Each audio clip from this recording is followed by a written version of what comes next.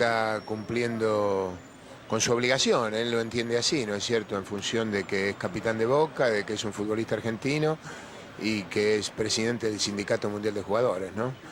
O sea, en un tema espinoso, difícil como este, él quería participar de alguna manera y, bueno, por eso llegó puntualmente a la reunión que había en el Ministerio.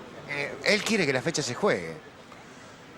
Él entiende que las cartas están echadas para que el conflicto se solucione.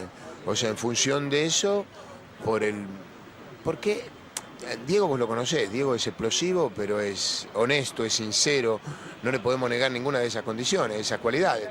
Él entendió, cuando vio el convenio, que las cosas están echadas como para que la fecha se juegue, en función de que hay un convenio a firmarse donde la libertad de los jugadores está asegurada. Y de no ser así, existiría la posibilidad de un cese, de un no comienzo del torneo de apertura.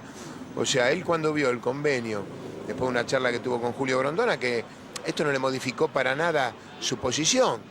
Su posición cambia cuando él ve el convenio, ¿no es cierto? Cuando vio el convenio lo vio muy claro, llamó a sus abogados, lo analizó con ellos, modificó un par de palabras junto con los profesionales y bueno, y a partir de ahí se decidió venir a la reunión y a declarar lo que ya hizo, ¿no es cierto? Que él entiende que la fecha debe jugarse.